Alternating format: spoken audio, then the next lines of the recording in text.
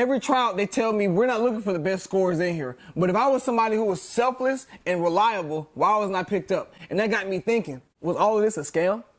And I don't have anything else on board.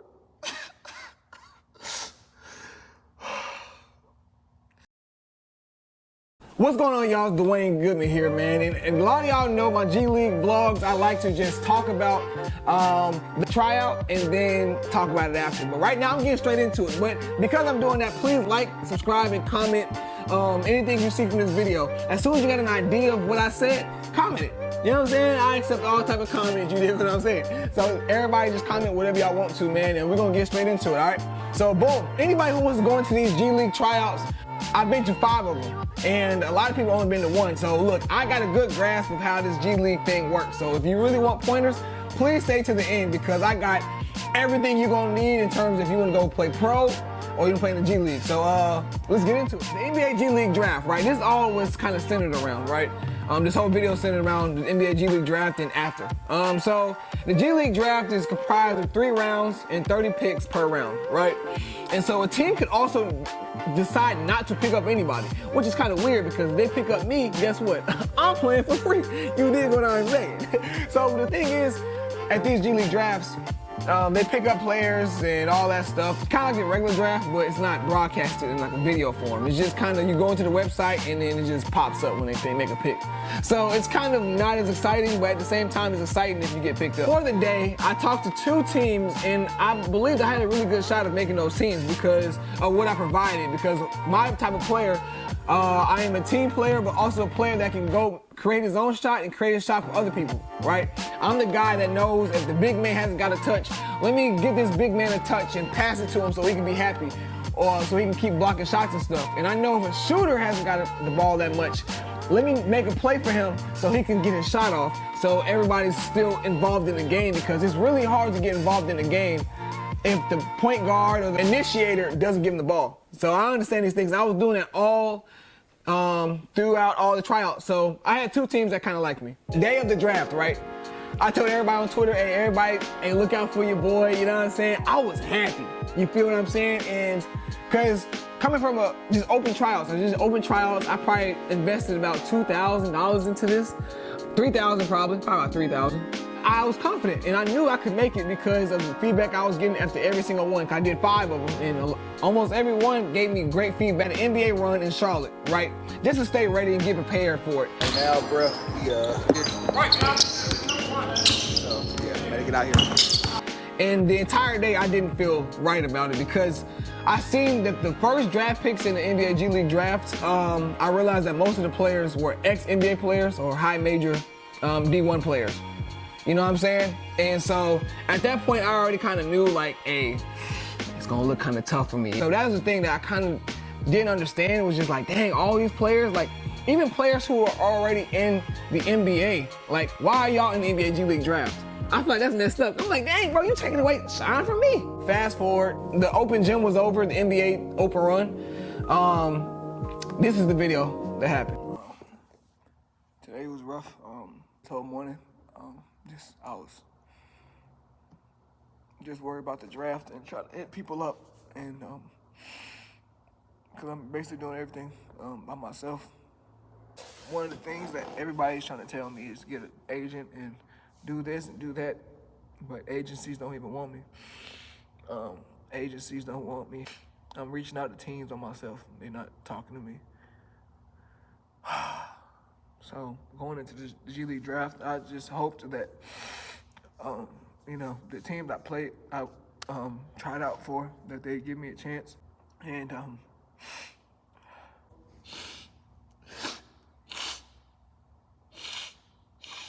I was hopeful, man.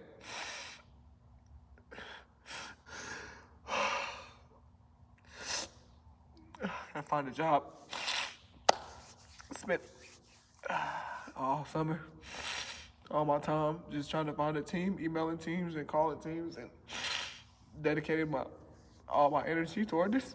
And you know, when it didn't happen, it just hurts. It just hurts. People try to tell me the G League Draft they tried to tell me the G League tryouts was a scam and stuff, and I didn't want to believe it. You know, getting put out in front of people. I didn't have anything else prior, so. And I think a lot of people just don't understand why I'm like why I'm hard on myself right now, or why I'm not, you know what I'm saying? I feel like a lot of people don't understand, but it's because I just gave my life to this, you know? This is what gave me life. This is what gave me strength. I just feel like I went into a dead end. I just thought, you know, God just taking me to detours and not letting me make tryouts and overseas stuff, and agencies not taking me. I just knew that was a part of the purpose. I have it, bro. I fucking have it, bro.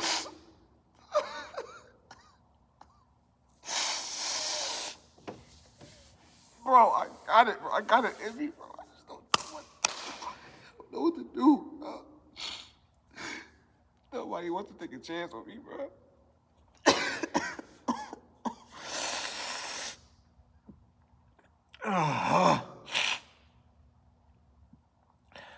But if you out there and you chasing something, man, don't look at my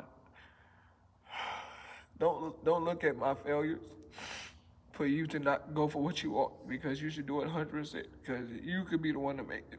So, because if you feel what I feel in terms of going hard for something, not getting it, I want that to resonate with somebody out there. I don't want to just put out a false narrative that I'm okay and I'm fine. I'm not. Y'all kept me going for the past month of nothing, of not hearing anything. And, you know, although I didn't get no word from the draft or after the draft, I still love y'all, man. Catch y'all, man. Just everything's just hitting me all at once, so appreciate y'all, man. See y'all later, man. As y'all can see in the video, really devastated. I realized out of all those players that got picked up, there was one thing that I lacked: status. What status means is if you have great stats against high major competition, right? This is the NBA. Let's call it what it is. And you want players that have that type of status or that high notoriety, because most of these GMs, they haven't really played basketball, but they're business people. And what they like is a player from Oregon. You don't want a player from Knox College, like my school. You know what I'm saying? You just like, okay, who's probably better?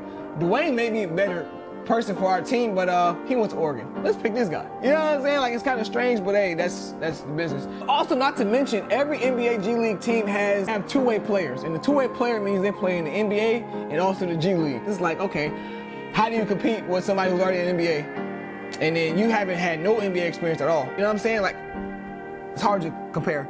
So the question is, do I believe that I have the qualities of an NBA player?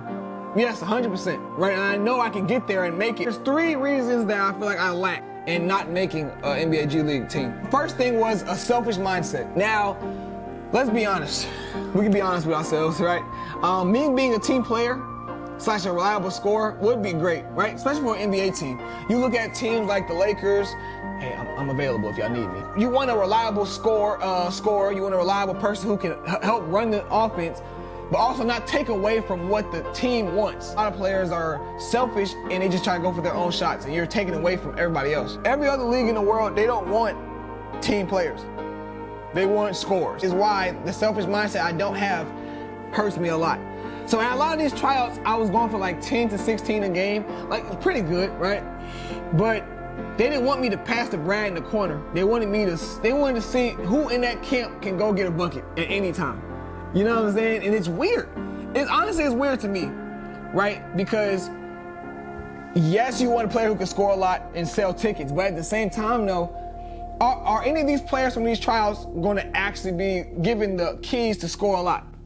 Not a lot of people going to be given that key. So I'm like, why y'all want a player that's going to just, I ain't going to get into it. So the second thing is, I lacked a status and a big resume coming from a D3. So a lot of people, right, when they think of a top D3 player, they think about somebody who scored a lot of points. They want somebody who scored 30 points a game, right? And they just say that's the best D3 player. But in reality, a lot of these D3 players, they're scoring like that. It allows them to shoot as many shots as they want to, which is tough.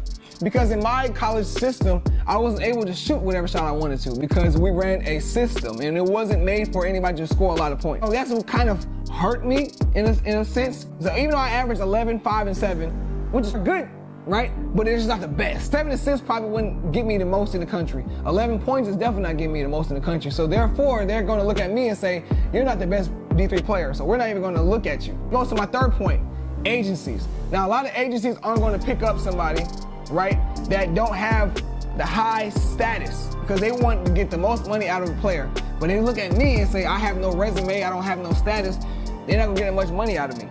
So why pick me up? And that kind of hurt me in terms of trying to find an agency. Now, like I said, it would have been good if I was a selfish player, right? But the thing is, that's not my game. Like, if I just come down and shoot every single shot, that's not who I am. You know what I'm saying? And if a team can't see that and understand that, hey, I'm better for your system than this player from Oregon who wants to take 50 shots, and when they get to your team, they score 2 points a game because they can't play in a system, then who lost? I didn't lose, y'all did. But the thing is though, you gotta play your game however you are, you know what I'm saying? But also understand that being selfish could help you because at the end of the day, y'all all are going out for a spot. Because if I went to the G League team, I would have to be selfish because if I'm not selfish, somebody else is gonna take all the shots already. You know what I'm saying? So you gotta go for your shots as well. Something you can take from this, y'all. So let's lock in with this one. I believe if you have not been in a high competitive atmosphere with high stakes, you should go for an NBA G League tryout, right? And I know you're probably looking at this saying, oh, this is probably a super scam, like you probably didn't make it even though you say you're. Now, don't look at what I did hinder you from trying to try out. Play college basketball or you didn't play high major, like, this could be good for you because there are D1 and high major D1 and pro players at these G League Draft tryouts, right? And that's the thing though, you want to go to these tryouts because it's going to expose you to the good exposure of good players. The thing I would want y'all to get is an agency. An agency can help you a lot because they can circulate your name with all these teams. Now the thing is, when I was going to these tryouts, that was the first time they see me. But the whole time they probably have a list of players from agencies like, okay, we need to look at this player, this player, this player. You know what I'm saying? So whatever I do, it probably really doesn't matter.